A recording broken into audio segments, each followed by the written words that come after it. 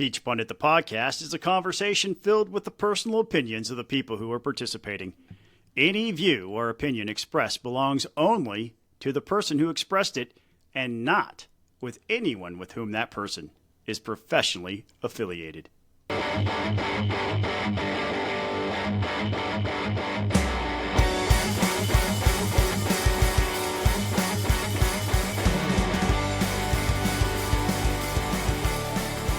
Hey folks, welcome to another episode of Peach Pundit, the podcast. If you were watching us live right now, you could see Scott raising his eyebrows like frequently at me, which is creeping me out a little bit because I can't tell if he's making a pass at me or what's going on. You made fun of me for dancing because I was so happy America was back last week. I had to tone it down some, so it was just the eyebrows.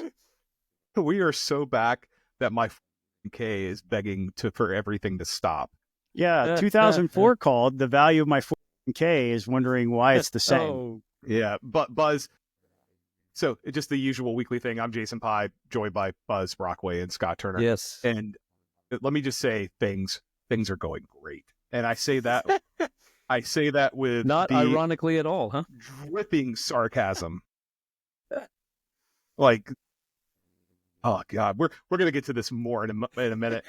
There's a lot to talk about this week. We have our three primary topics, plus some other quick hicks that we're going to go through. But before we jump into that, let me say real fast, you can join us and actually hang out with us and talk to us and see all of our pretty faces live while we're recording the podcast on our platform, just by going to patreon.com/peachpundit and becoming a $10 $10 a month. We don't pull any money from this. This just basically offsets our costs for doing the podcast, because yes, this does actually cost money. So, but you could, if you don't want to see our faces live, that's fine too. You can just contribute $5 and be a $5 Patreon, and you'll be one of our people who rock, who we give a shout out to at the end of every podcast. So if you want to hear your name called in a loving way by Scott Turner, like, let's say you're Scott's mortal enemy, or he is your mortal enemy. Yeah. You can hear him say your name and he will say it nicely. Yeah. Apparently, at least there's one guy out there that loves it when I Yes. say his name because he doesn't like me. Yes. Yeah.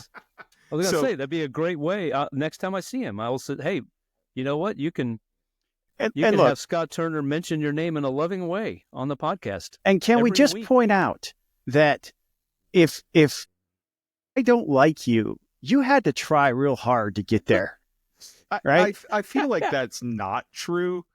Like, because I've known you long enough. I've known you long enough 80% to know that, true, but not 100% true. I've known No, Scott. it takes a great deal of effort. I'm not saying there aren't people who try real hard at it, but it's not an easy thing to make happen. It's not simple. Scott, I have known you for 15 years? Mm-hmm. And you can be easy, probably more than that, to be honest. You can be a real dick sometimes. Like, I Sorry, don't know. Sorry, Miss Laura. Sorry, Miss Laura. Only to the people I love, Jason. Only to the people I love. But I mean, I do love you. I love you too. But God, you're an asshole sometimes. Scott. Sorry, Miss Laura. Miss Laura. Scott, go pay our bills. Those T-shirts are for sale at the Peach Pundit merchandise, by the way. Sorry, Miss Laura T-shirt. So yeah, Miss Laura's got hers. Yeah, as we speak. Awesome. I feel like I need one myself, even though I live in Virginia. But yeah, you do. If there's any T-shirt you need, it's the Sorry Miss Laura T-shirt. Golden Retriever Rescue of Atlanta, GRRA, is an all-volunteer, tax-deductible charitable organization. They are dedicated to providing veterinary care, comprehensive evaluation, and foster and adoptive homes to golden and Labrador retrievers who are abandoned, mistreated, neglected, or left in shelters throughout Georgia. We encourage you to visit their website grra.com and help connect people and dogs that need each other in their lives. You truly can make this world a better place by helping find homes of gold for these golden-hearted pups. Attention, Georgia. Are you concerned about excessive government regulations impacting our business and economy? The REINS Act, spelled R-E-I-N-S, aims to enhance transparency and accountability by requiring legislative approval for costly new state agency rules. This ensures that Georgians have a stronger voice in the regulatory process. Join the movement to protect our state's prosperity. Visit georgiareigns.com to learn more and take action today. That message was brought to us by our friends at Americans for Prosperity and Tony West. If you'd like to learn more about them, again, visit georgiareigns, REINS.com. That bill is currently being considered by the House and hopefully will be brought for a floor vote soon. Thank you again to our Patreons. Again, you can be a Patreon by heading over to patreon.com/peachpundit. Hit like or subscribe at the very least and recommend us to a friend if you don't mind. It'd help out a lot. Because I wasn't looking at the screen, I actually thought that was a recording. But then when I looked over Smooth. and I see you talking. That was very good, Scott. You should be a paid voiceover actor. If you give me the name and number of an agent, I'll call him up. So I actually meant to mention this last week and completely forgot that the Golden Rescue of Atlanta, Emily, my wife, for those of you who don't know this, my wife is on Twitter. You can follow her at EMGW4. She said she had seen something on Twitter about a cat in San Francisco. She's like, oh my God, we need this cat. And then Scott just tweets back, nothing else, the link to GR, the Golden Retriever Rescue of Atlanta. And Emily in all caps is like, OMG, thank you so much for this information. This is what you mean by me being a jerk. Yeah. I use another that's my version of being a jerk. Yeah. So and she comes up at once every couple of weeks. She hits me up for a golden retriever, and I'm just like, maybe I don't know, but there's plenty of time to discuss golden retrievers and other things. Let's get this the show on the road. So as if you've been paying attention to the happenings in Washington, D.C., there's been some effort by the Trump administration, specifically an executive order by Donald Trump to start a Bitcoin reserve. And now this fight apparently is coming to Georgia. So, Buzz, tell us all about this. Yeah. So I just put a post up on Peach Pundit kind of explaining this just this afternoon. As Jason mentioned, President Trump issued an executive order to create a strategic Bitcoin reserve and also something that he's calling the United States Digital Asset Stockpile. Now, the crypto world was super excited about this. All Bitcoin, all these cryptocurrencies, there's thousands of them, and they all claim to be the next thing that's going to revolutionize the economy, right, in the world. So they were all super excited because they thought, great, the government is going to buy crypto and prop up my favorite crypto. Well, not quite. So what Trump's executive order does is take the Bitcoin that have been seized by civil asset forfeiture and say, we're going to keep them. And that's going to be, I don't know, I heard the number last fall, I don't know, tens of thousands of Bitcoin that they own, that they have through these seizures. So they're going to keep those and also other cryptocurrency. And that's what's going to be in the digital asset stockpile. Excuse me. But, sorry. There have been a lot of people urging Trump to do this. Last fall, I was at Avik Roy's FreeOp conference, the Freedom and Opportunity Conference in Washington, Freedom and Progress Conference, rather. And so I wandered into one of their breakout sessions, and this was the topic, urging the incoming president to start a strategic Bitcoin reserve. They were only talking about Bitcoin, and they actually said, you don't go out and buy them. You keep the ones that we've seized as opposed to selling them. Apparently in the past they've been selling them off. So it would provide some stability to the Bitcoin market. But Bitcoin really has become kind of like gold. It's not necessarily I know this is going to get controversial because there's so many people who have strong opinions about this all over the place. But Bitcoin has kind of become like gold. You buy it as a way to store value and not be in the stock market. And that's what these folks do. So that's kind of what Bitcoin is becoming. Others are trying to do different things. I think the one to watch is, I'm not an expert on this stuff, but one to watch is XRP, which is trying to become the way that banks transfer money to each other from country to country. They can do it much quicker and faster and cheaper. Their fees would be minuscule compared to fees that the SWIFT system uses, which is what banks use. And it takes days to transfer money across borders and all this kind of stuff. So that's going to be interesting to watch. That's one of the cryptos that Trump said should be in the digital asset stockpile. What this has to do with Georgia is, watching all this was Senator Greg Dolezal, who introduced a bill, Senate Bill 178, that would allow the state of Georgia through what's called the State Depository Board, to purchase Bitcoin. The State Depository Board, I take it all the different state agencies hold money at various times, and some of them they invest to try to get a return. It doesn't have to be used immediately. So they buy various assets in an attempt to get a return. So Dolezal's bill would allow the State Depository Board to include a small amount. There's a cap in there. I forget what it is, but there's a cap in there to buy a small amount of Bitcoin to do that. So the bill didn't move this year, but it's going to be interesting. It's probably wise that it didn't move this year, because you can watch and see, does Trump's Bitcoin reserve actually work? Is it a good idea? Let them take the heat, and if it works well, then we can come back next year and do this ourselves in the state of Georgia. So anyway, that's my news. I thought it was interesting. We'll see where this goes. It's hotly debated. People think that people have all kinds of opinion about cryptocurrencies, and strong opinions at that. So I have a question.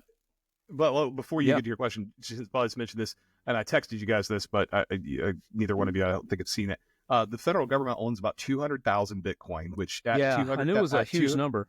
Yeah, at 200,000 Bitcoin, that is translate to a little over $16.1 billion, and also known as a rounding error on the federal deficit. That's true. So Senator Dolezal's Georgia-based bill does not deal with civil asset forfeiture. No, it would be us. It would be the state of Georgia actually purchasing. That's different thing. Trump, and if you read Trump's executive order, it says you can buy, in the future, buy some, but only in a cost-neutral way. So I don't know how you pull that off, but anyway, we'll see how that develops. Yeah, the details and the definitions, right? Yes. So here's my initial concern. And this is not with Senator Dolezal's bill, but obviously, anytime somebody says the words civil asset forfeiture, the hairs in the back of my neck stand up, and I feel spider sense tingling. I brought it up because isn't it something we all, the three of us, have strong opinions on. This is where Buzz is pressing Scott's buttons. He's wound me up like a mechanical monkey. Now he's going to watch me bang the cymbals. Civil asset forfeiture, as we know, is abused heavily in this country. In Georgia, law enforcement, and I'm not trying to knock law enforcement, I'm actually trying to protect law enforcement from bad actors because there are plenty of examples of abuse of civil asset forfeiture in Georgia. When I worked in that as a representative trying to reform, and even now in my advocacy work, the law enforcement community likes to present civil asset forfeitures only being used to take down kingpins in the drug trade and the drug war. And if that were true, the median number for forfeitures in Georgia, you would expect to be a very high number. You would expect the value of those forfeitures to be in the hundreds of thousands of dollars. But the median forfeiture value in Georgia is $538. Half of all forfeitures in Georgia are below that number. So for me, when you start talking about civil asset forfeiture, are we creating a perverse incentive for the federal government to be looking at Bitcoin, which is a private way of exchanging currency that's not backed by the U.S. Treasury, that oftentimes is used in what? Anybody? Drug trades. Yeah. Yep. And clandestine activities that could very easily be said, you've got this illegitimately. We're just going to seize whatever's in your account, whatever in your digital wallet in this case. Yeah. And I think that is pretty dangerous for them to have that incentive hanging out there. So, I mean, you guys are more expert on what we researched civil asset forfeiture in Georgia for Georgia Center for Opportunity. The report's still on our website. But I had a conversation with our friend BJ Pack, who was at the time the U.S. attorney, and he said the federal civil asset forfeiture is much better than how most states do it. So do you guys probably know more than I do. Is that, well, maybe more transparent, because there's a report issued to Congress and you can go find it and you can see what they have. And then it's, of course, dispersed to local law enforcement across the country.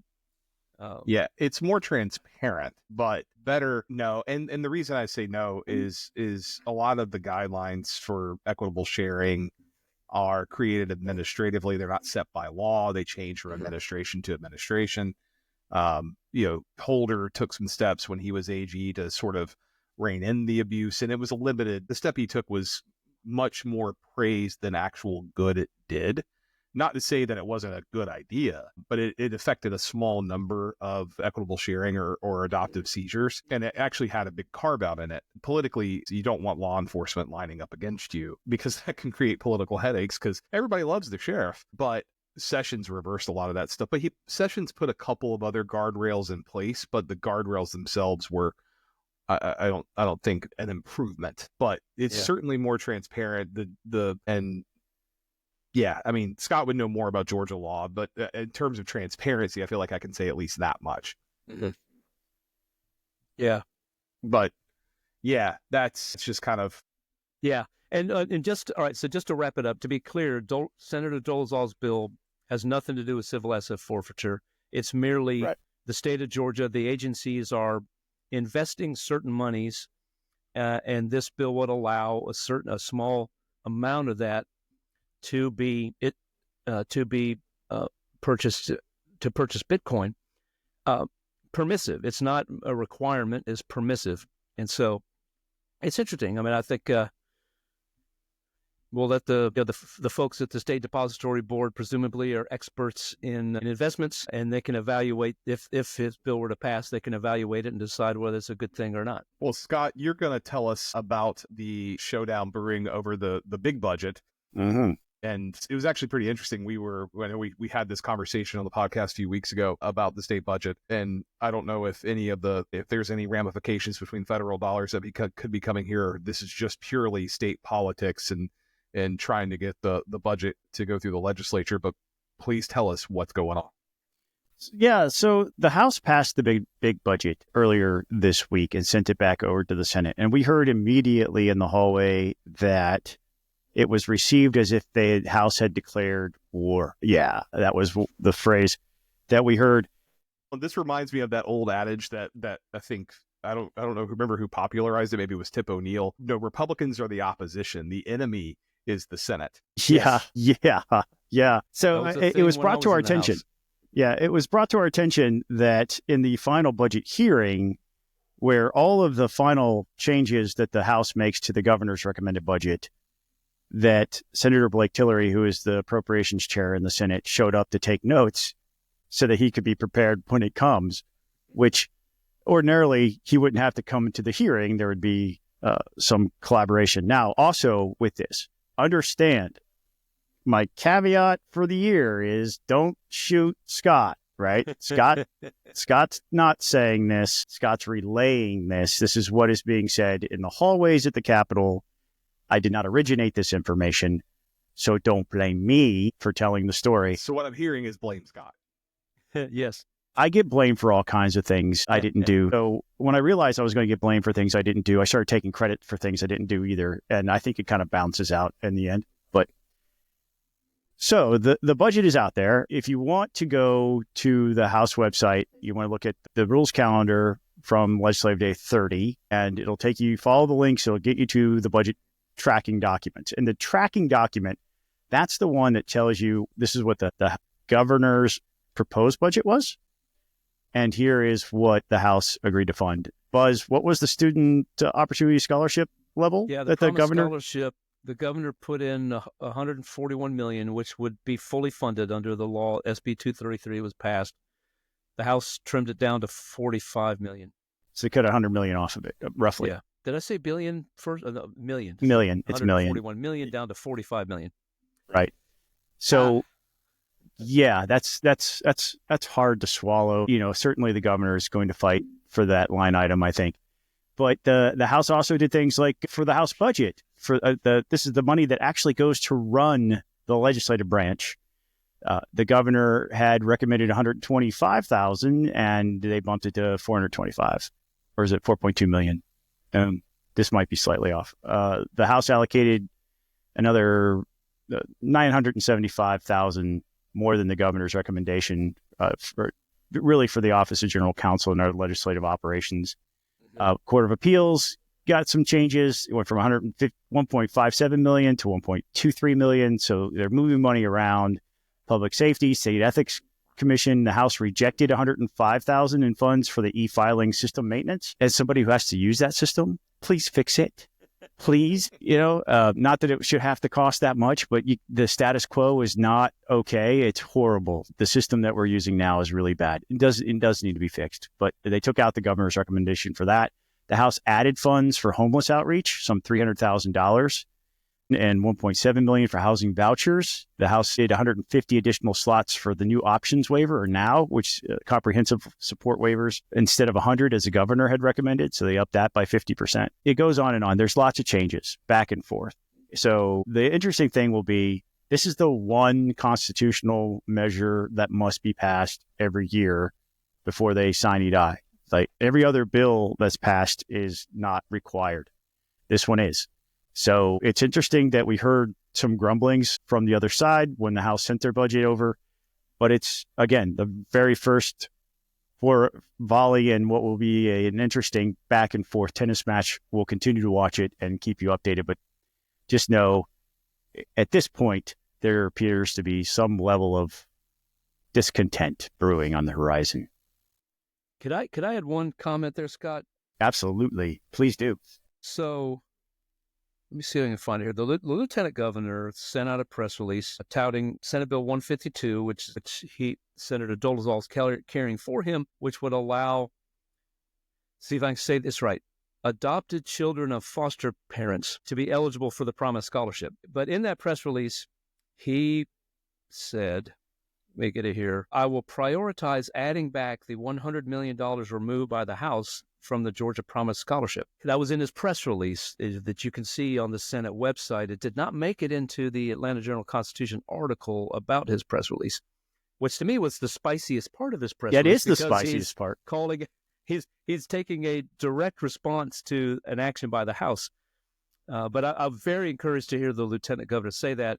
Obviously, y'all know, it's no secret, advocated hard, me and many others advocated very hard to get Senate Bill 233 passed, the Promise Scholarship, and to have, so much money taken from it just as it's up and going there. That was one other thing I'll point out about the budget too, is there were a couple of Republican no votes. There were 2 Republican no votes in the House. One of those is my own state rep, Charlize Byrd. And Charlize recently took to her own social media to show a graph where it shows the inflation rate on a line on a graph, and the second higher line is the total dollars spent. And the bottom line is the inflation rate, and the second is the dollars spent, and it's much higher. And she said, well, I'll never vote for another budget because this spending is out of control. And so I took the data that she provided and I massaged it for population growth. And on a per capita basis, we're spending roughly 15% more than we were per Georgian over the last 10 years. That 15% growth is spread out, and it's less per capita than last year. So is that population growth plus inflation, or is it just population growth? It's adjusted for per capita at the rate of inflation. So it's the dollars spent per person adjusted for inflation. It goes up very slightly. No. And that clarifies. Yeah. No. Yeah. So that's the thing for that, the people who are out there to outrage you, to give you misinformation, or to tell you I'm the only one who's conservative because I voted against the budget because it's increased dollars. They're ignoring inflation. She's trying to say, this was the inflation rate and this was the spending rate, but she's ignoring the 1.5 million people that have moved to Georgia in the last 10 years. and how much we've grown. When you're spending money like per student on a QBE basis or an FTE full-time equivalents, every student adds dollars to the budget because QBE is out there saying you have to fund per student. So these types of things drive up the total dollars that we spend. But if you break it out per Georgian and adjust it to inflation, it's a very nominal increase. And for my last 4 years in office, it was basically flat. Yeah. Like it didn't go up. And then we had COVID. The point you're raising is a really, and we had COVID and there was a 15% across the board cut. Yeah. If not higher, yes, more. It actually does. You do see a dip 2021's budget. But this is something that when Charlize Byrd in her first term, she always voted for budgets. When Michael Caldwell beat her, and then the two of us together, she would beat up on us saying that we were voting for increased spending. When we got into office, the state budget was like $16 billion because we were in austerity cuts. We couldn't fund a full school calendar in any district in this state. In Cherokee County, where I lived, we had 8 furlough days my first term in office. Kids who had to stay home 8 days because we couldn't afford to keep the lights on in schools. So you cannot reasonably expect us to keep the budget at $16 billion. And that's essentially what Representative Byrd is saying. But the thing that you hit on a second ago, and I really wish people understood this more. If you keep the budget at the same level as last year, like let's say you do the state equivalent of a continuing resolution. I know that's not something that can happen, but let's say you do that and you just keep spending, same dollar amount year over year. It's effectively a cut because you're not accounting for population growth plus inflation. Uh-huh. Yeah. So if you're looking at it that perspective, you may see the same dollar. It's dollar amount. Let's say you increase it by population growth plus inflation. It is level. It is staying level. That is not a spending increase. It may look like one on paper, but it's actually not. Well, think of too, you mentioned inflation. Think about the inflation that we've all, as consumers, have experienced over the last couple of years.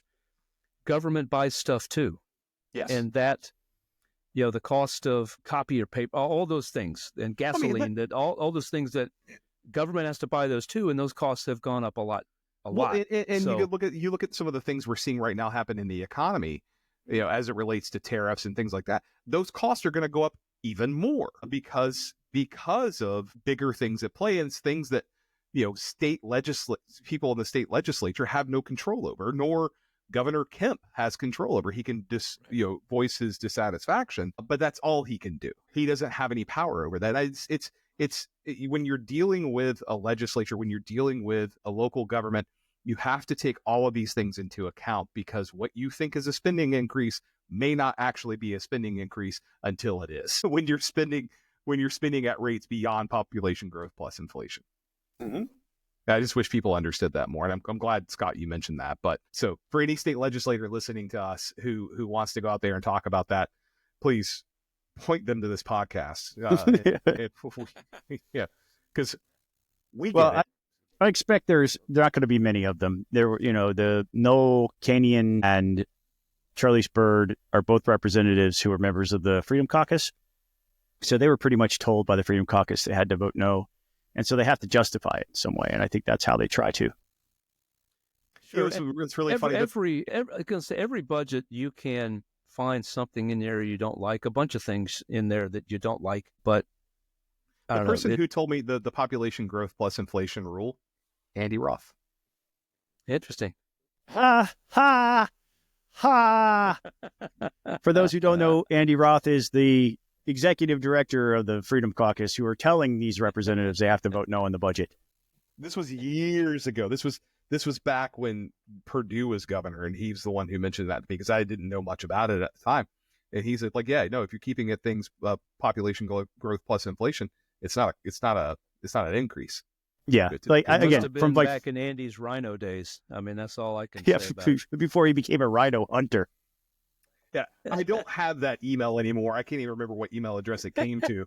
So don't ask me to provide proof, but I do recall that because it's one of those things that stuck with me when I started working a little bit more on state policy and politics. But this came up, and yes, I'm going to touch on both these things, but I'll try to do it real quickly. So I had to double check this, and I found a daily rundown of the Dow Jones Industrial Average. Did you guys know the Dow has shed 3,000 points since like the end of February. So Yeah. the last 13 days. I knew it was bad, but I didn't realize it was that bad. It's like So in the 7 to 8% range. Yeah, it's like I'm looking at this right now. So February 28th, the Dow closed at 43,840, and then as of close today, 40,813.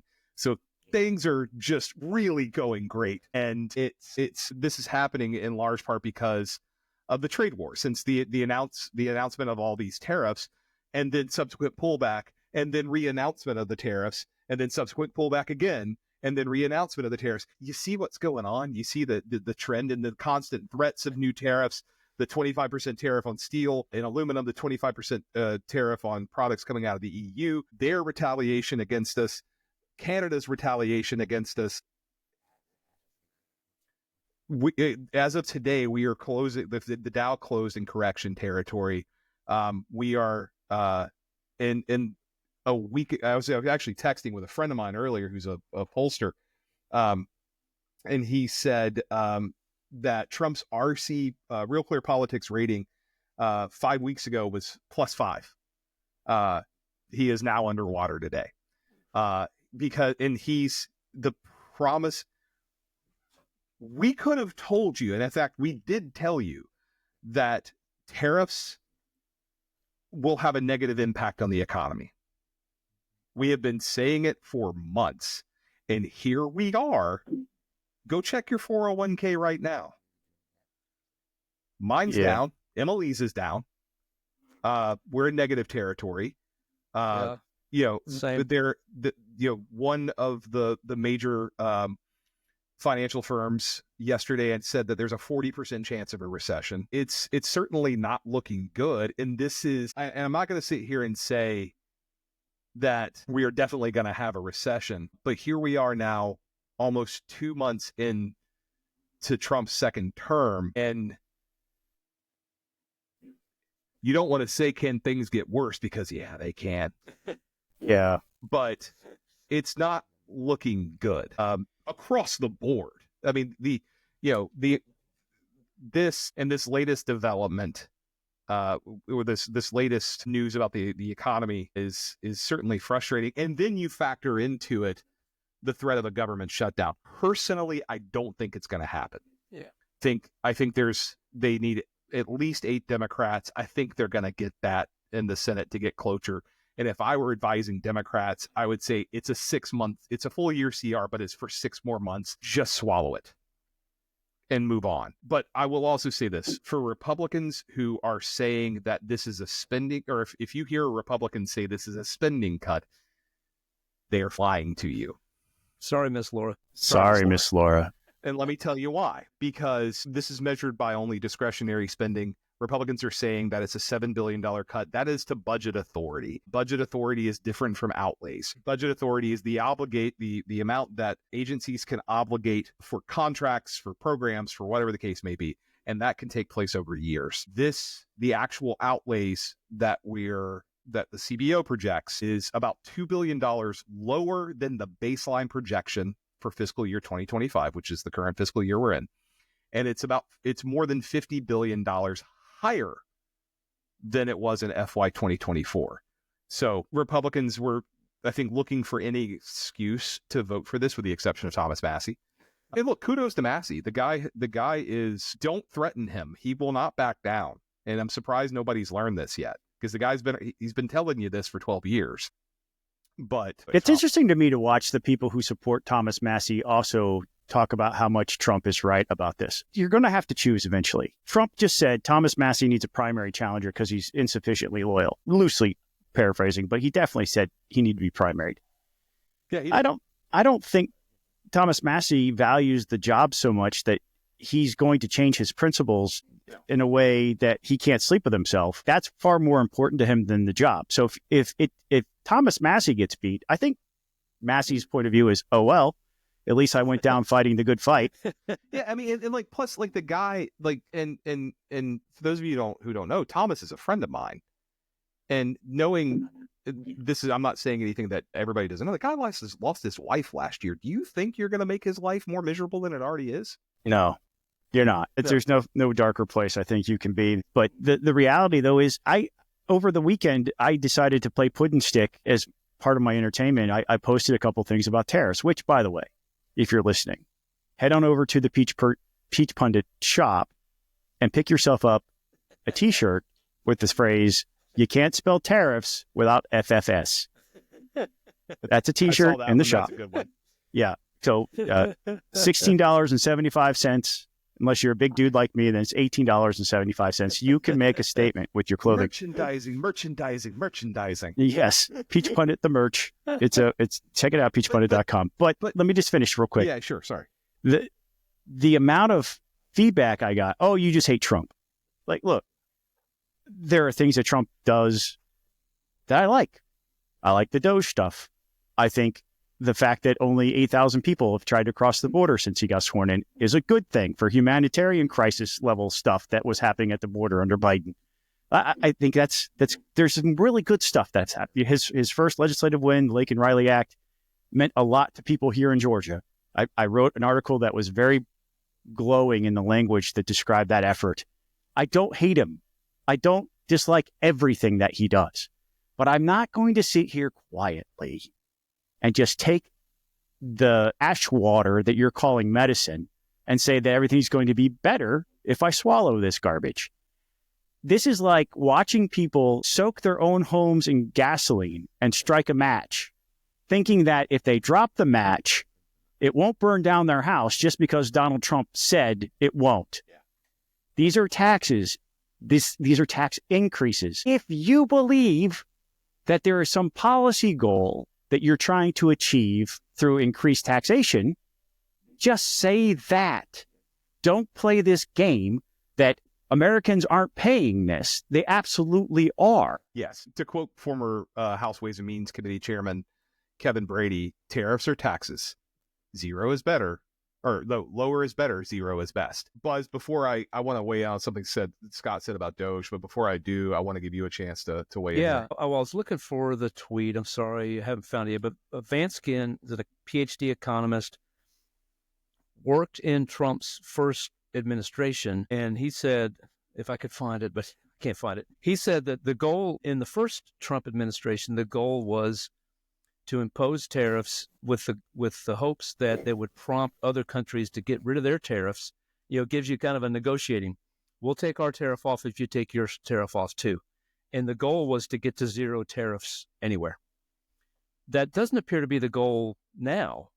It's, I don't know, it's punitive. It's, I don't know, trying to stop fentanyl, I suppose, you know, just because he feels like it on a given day and then he pulls it back. And it's not the same policy goal as what folks like Vance Ginn, who worked for him, thought the goal was in the first administration. So he's given so many, that's troubling.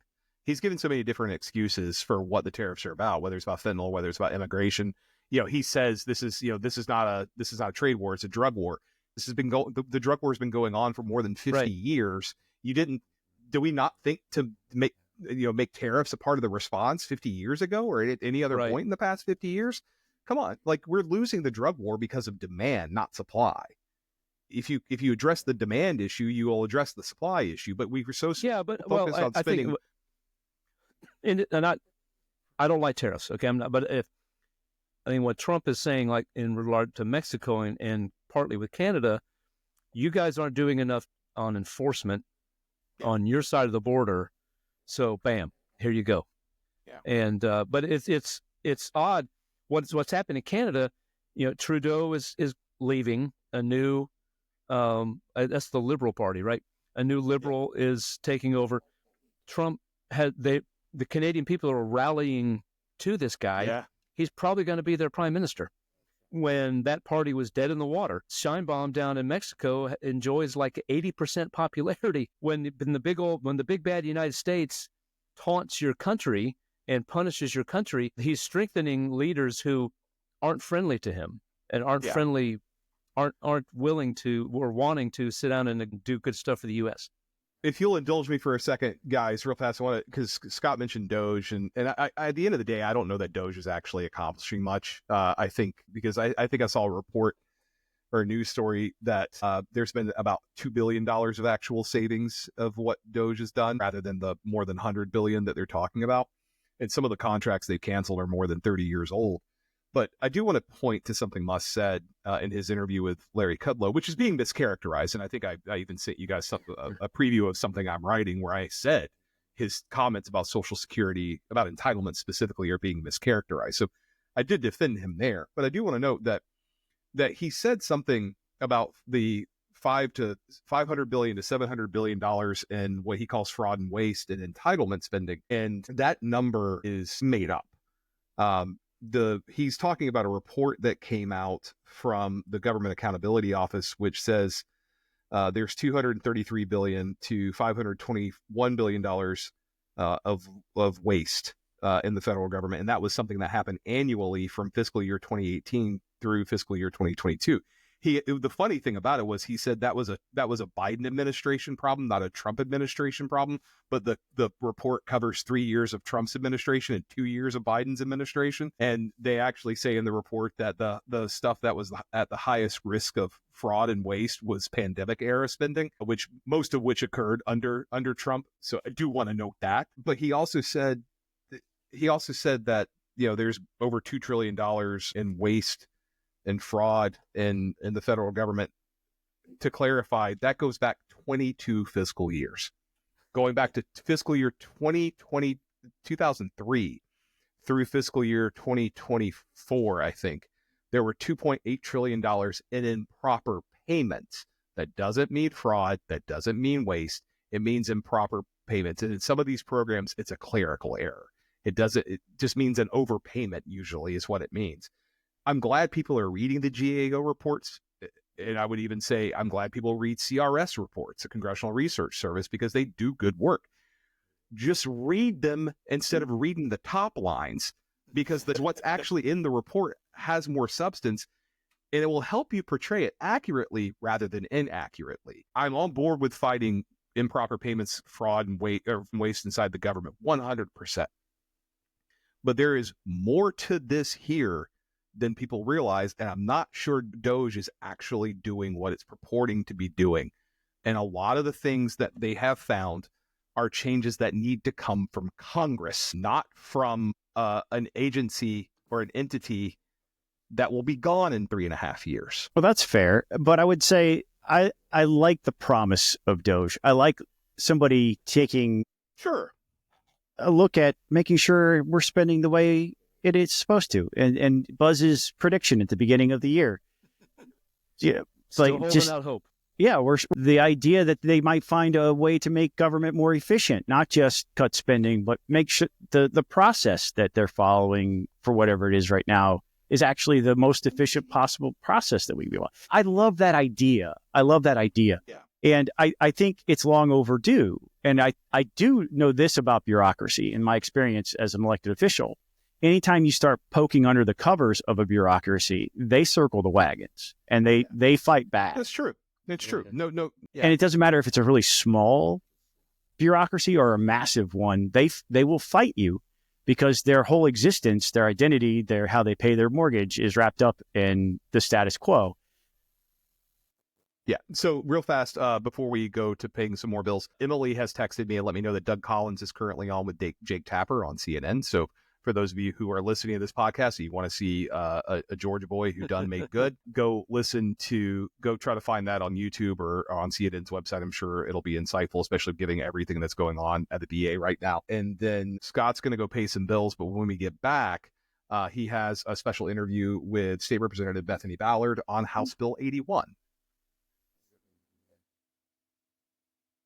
Peach Pundit has an anonymous Patreon who would like to invite you to learn more about the Alzheimer's Association.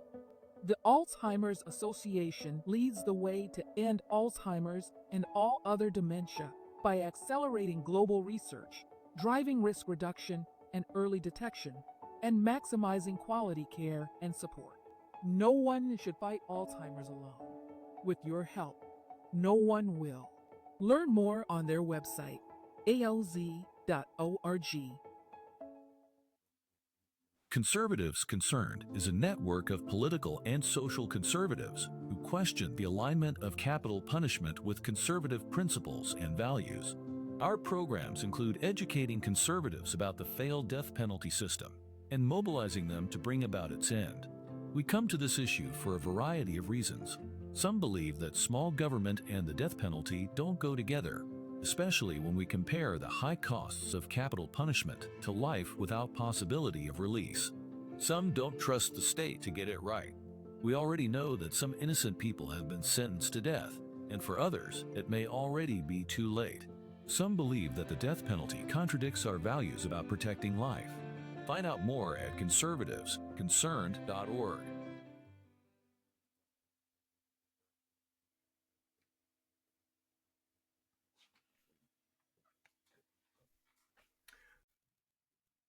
Welcome back to another exciting segment of What's Your Bill? Today, we're joined with somebody who came in after I left the House, State Representative Bethany Ballard. Representative Ballard, tell us a little about yourself. I am Representative Bethany Ballard. I live in Warner Robins. My House district is 147. And so that is kind of the northwestern part of Houston County and the central part of Peach County. Sweet. So you've made it one of your missions here to deal with childhood literacy. That's one of the issues that you're known for. You're considered a subject matter expert on both sides of the aisle here. You've gotten a lot of bipartisan support for a lot of your legislation dealing with childhood literacy. But there's always a few people who maybe don't get why it's such an important thing that you're working on. Briefly, just very briefly, tell us a little bit about why you got engaged with the childhood literacy issue, and then we'll talk about your bill. Hey, I got involved with the literacy issue my first year, my freshman year, when I discovered that our third graders, only about 38% of them read at grade level proficiency. And that's a frightening statistic, because if you are not reading well by the end of third grade, well, in fourth grade, the type in the books gets smaller, the pictures disappear. And so you start reading to learn content. So if you're not reading well at the end of third grade, you're not reading well in fourth grade through 12th grade to learn content. So if a child's not reading proficiently, they're not set up for success in school. They're certainly not set up for success in life, in the job market. It makes them unemployable if they're not reading well. And so you've had several measures passed the legislature, signed into law regarding on this topic. You have a bill right now, just as we're sitting here in the CLOB talking right now, you just had a bill receive final passage from the state Senate, House Bill 81. What's your bill? It is an interstate compact for school psychologists. It joins us in that interstate compact, which simply means that the member states of that compact all join together to agree on what standards they want for school psychologists. And if you are a school psychologist in one state and you're in good standing, you're a school psychologist in any of the states that join that compact. And the reason why this is important and what it has to do with literacy is about 95% of what school psychologists do is assess children for dyslexia and for other learning disabilities. So if we don't have enough school psychologists, then we are not serving our kids well, because they're having to wait to get assessed. And if they're waiting to get assessed, then they're not getting the services they need in a timely fashion to make sure that they're getting any remediation that they need or anything with their IEP to give them some accommodations to help them learn. And so that is why we've done that. I'm so glad it passed the House unanimously, only a couple of no votes in the Senate. So I'm very pleased with how. Did it pass unanimously in the House? Mm-hmm. No, it didn't. It did have 2 no votes in the House. You are right. Yes, it did. Because this is one of the reasons it came to my attention, right? I know I'm familiar with the work that you've been doing. The professional licensing thing is obviously for Buzz and I both, we've worked on that professionally as well as in our time in the legislature. And I was made aware of your bill because of a video on social media that my own state rep posted, Charlie Spurd, who said that your bill, quote, needs to die. The HB 81 needs to die because it was a threat to state sovereignty and that the wokes from New Jersey, was one of the states that she mentioned specifically, would be poisoning the minds of our kids. That last part's fairly paraphrased. I think I'm being fair to her and her assessment of your legislation. She was worried about the woke culture in other states. She mentioned state sovereignty as an example as well. Did you have a response to that? Well, the important thing to know about when you join a compact is on the front end, and you're one of the first few states to set it up, the standards are really your standards. So the standards in this bill are Georgia's school psychology standards. We're not lowering our standards, but I did talk to the school psychologists about this and about the concerns of some of our members, and their response was their caseload is about one school psychologist for every 2,200 children. They said their sort of agenda, if you want to say they have an agenda, is not to drown in their caseload. There's not enough of them. They said that no one in Georgia is pushing an ideology. That there's really no time. They are slammed with work trying to assess, as I said, the dyslexic kids, the kids who need IEPs. But there is a mental health component, but school psychologists don't prescribe anything. They don't really treat kids. They are just helpful in connecting children with services in the community. Mm-hmm. So, I really don't feel, as far as Georgia is concerned, that anybody's pushing a woke ideology through this bill. As a father of an autistic kid who was in the public school system, we had an IEP. We had to have a school psychologist actually say, yes, he is autistic in order for us to qualify for that IEP. And as an example of what you were talking about, that was the one interaction we had with him when he got into kindergarten. Once she approved him as an autistic student, the IEP meetings that we had on a regular basis really did not include her. We had IEP meetings with his teacher, his principal or assistant principal. There was a guidance counselor assigned to his case that would participate. And there were special needs staffers that were involved too. And some of those folks I will remain eternally grateful for, because they put my son on a trajectory where I hope, he's still work in progress, Bethany, but I hope he's going to be a productive citizen one day. And I don't think it would have happened without those levels of support. But that's kind of an example of the real world impact of that type of position in a public school district. Is they're there to plug people in, to make sure that the right resources are there. And then once they've done that, they're moving on to the next.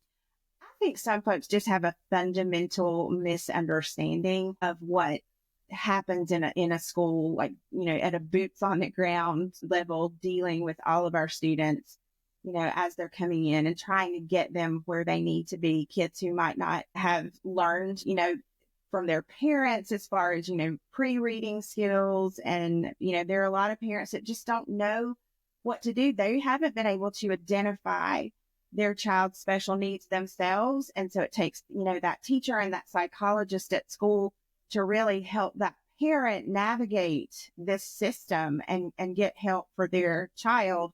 Since, we shouldn't treat children as just big group of people. Every child, especially those with, learning disabilities, have a specific individual need that needs to be met individually. And school psychologists are just an integral part of that. So one last question. One of the claims that Representative Byrd made in her video was that if there was a problem, you would no longer be allowed to go to a state court in Georgia. You would be forced to go to a federal court. Well, is she just misunderstanding there? Is there anything about how you would resolve a conflict in your bill? I don't think there's anything specifically in there, but there is a provision if at any time Georgia wants to disengage from this compact, we can. If there's a mechanism for that, there's a mechanism for getting rid of, psychologists who aren't doing the right thing. None of those standards are taken away from us. We still can do what we as Georgians need to do for our children. Excellent. So you're familiar with what's your bill. And here's my favorite part. Tell me 2 truths and a lie about Representative Bethany Ballard. So let's see. I was salutatorian of my high school class. I married my college sweetheart, and I am originally from North Carolina. So I know you married your college sweetheart because I've met him. I'm going to go with the first one. I was valedictorian. I'm so glad I got that one right. I was like, because your accent is definitely Southern, but it's beautiful. I love it. And so I was like, North Carolina sounds about right for that accent. All right. Well, thank you so much. Thank you for taking time to visit with us at Peach Punt Podcast. And good luck with your bill. Well, actually, you don't need the good luck because it just passed the Senate. You can wish me good luck on my next one, House Bill 307, which is another piece of the literacy puzzle. Yeah. So HB 81 is now moving to the governor's desk. It was not changed in the Senate. So it is up for him either signing it, ignoring it, it becomes law anyway, or vetoing it, but doesn't sound like he has any reason to do that either. Congratulations, and we'll catch you next time. Thank you so much. Scott, thanks for that interview with State Representative Ballard. She's a joy. We're going to move. Representative Ballard is a joy. She occasionally blogs for us. Occasionally. I try to get her to do it all the time, but she's busy. And Buzz knows what it was like to try to blog at Peach Punt while being in the House of Representatives. But what a pleasure it is to talk with her. She's smart and funny and wonderful. I will say this, being a state representative or a state legislator, state senator, state representative, is very different from being a member of Congress. State legislators actually do things. Yeah. And they become real subject matter experts in the policies that they pick up. The childhood literacy is in her wheelhouse, and she is in her third year, and she's already considered a very valuable member of the legislature because of her focus on that issue. That's awesome. So let's move into our quick hits, which was supposed to be called quick hits, but because I talked too damn fast, sorry, Miss Laura. We have Hicks. We have Hicks. Lauren Daniel has made the rumor tracker for the 2026 election. She is purported to be a candidate in State Senate District 18, only if John Kennedy runs for lieutenant governor. Yeah, so this was a rumor that hit me a few days ago, and it was, hey, Lauren Daniel moved. We hear she moved into a retiring chairman's district, and it's like, I don't know about that. So I did some digging. The rumor is not about a House race. It is, in fact, about a Senate race. So there you go. Check it out at our rumor tracker. In other words, she's running because Kennedy's running. Not since last week. She was the one that we added this week. You're supposed to bring me many insightful rumors every week because I'm trying to keep the pulse. We're on top of them all. There's dozens now on there. And I haven't added Reagan Box yet because I can't figure out if she's running as a Republican or a Democrat. All right. I've got one. Well, it's not a new rumor, but folks have been wondering what's Brad Raffensperger running for. And I happen to be at the Southwest Gwinnett Chamber of Commerce where he was the guest speaker. Our GCO, my employer, was the sponsor, one of the sponsors of the event. Happy he came. He did a good job. One of the people asked him, "Hey, you running for governor?" He laughed and said, "Next question." So our next quick hit is the Small Business Administration is moving its local office. This is according to Greg Bluestein on Twitter, calling Atlanta a sanctuary city, which is news to a lot of us considering that is illegal in Georgia. So yeah, this one's a little weird to say the least. Yeah, no sanctuary cities allowed in Georgia. You're welcome. Voted for that legislation. It's just interesting. They're just looking for DOJ and agency heads like Kelly Loeffler. They're looking for reasons to do things they want to do. They want to get rid of excess employees. They want to save money. So just declare a bunch of cities sanctuary cities and shut down the offices. Call it a win. Some of the stuff they're looking for the most obscure of excuses, reasons to do things, and it strikes me as a little weird sometimes, especially stuff like this. Calling Atlanta a sanctuary city seems absurd, but whatever. I don't know. So there is some weird news happening with Gwinnett County and school superintendents and the Gwinnett Board of Education. Rather than try to explain this myself, Buzz wrote a post at Peach Pun at the blog, and I'm going to let Buzz explain it because I know nothing about my only connection to Gwinnett County is my mom and my stepdad lived there for a few years.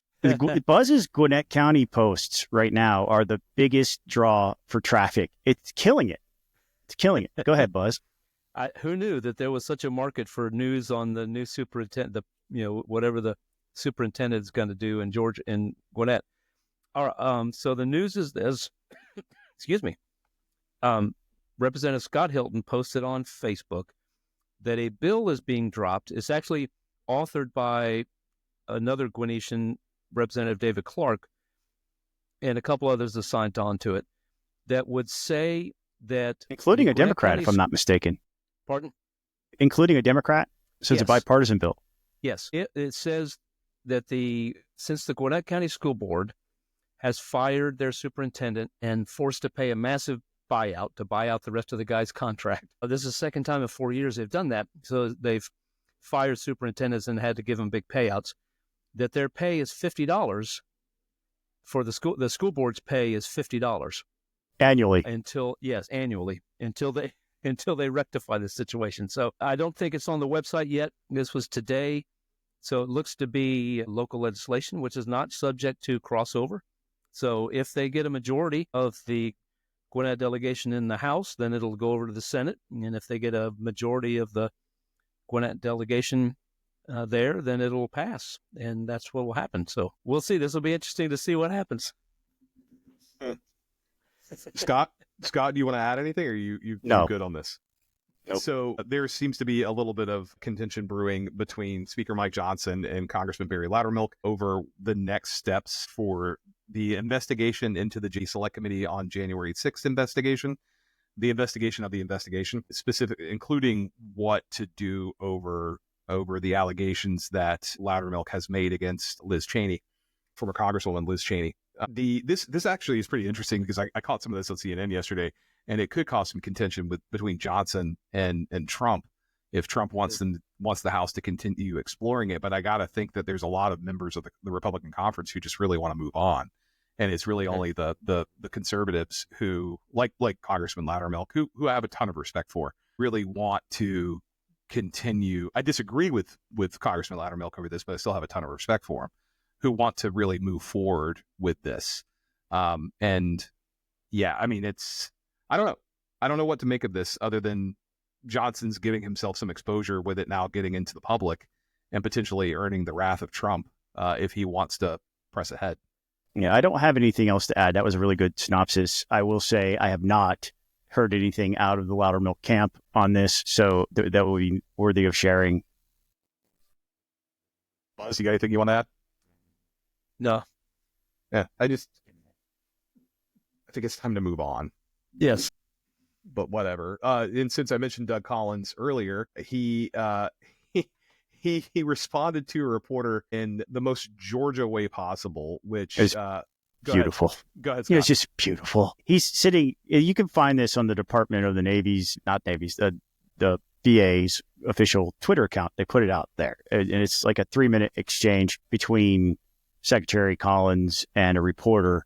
And what I mean by it's the most Georgia way possible, he's like, I got something else I got to talk to you about. Can you help me out with this? Can you help me? Because y'all are reporting things as rumor and innuendo, and it scares my employees and it scares my veterans. Could you stop with the rumors?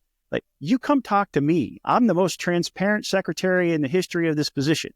You come talk to me. I want to work with you, but I need your help. Will you help me? Stop being a dumbass, please. Like, because you're being, he didn't say dumbass. Sorry, Miss but Laura. Sorry, Miss Laura. Yeah. That's the implication, though. And it was like it was confrontational, certainly, but the way he handled it, I thought, was brilliant. And I was cheering him on, and that's not to say that there's not a place for rumors and reporting rumors, but maybe blogs, give us the rumors. Feed them to us. Let the media We'll give you the wild speculation. We'll engage in wild speculation. But that's our role, right? We're not the mainstream media. So hold yourself to a higher standard. Don't come play in the mud with us at Peach Pundit mainstream media. Don't do that. No, the only way he could have made that more Georgia is to say "bless your heart." Yeah. But guys, I think we got one more thing. So there is one more quick story, quick hick. State Representative Bo Hatchett is getting Georgia. State Senator Bo Hatchett is getting Georgia ready in case the federal Department of Education is folded. Now, I do want to know that takes an act of Congress. It was created by an act of Congress. It takes an act of Congress to close it. I want to be clear here. Most of the stuff they're doing takes congressional involvement. It takes a vote of Congress. You can't just subvert the Constitution because you feel like it. You can't wake up on one side of the bed one day and say, that whole separation of powers thing? No.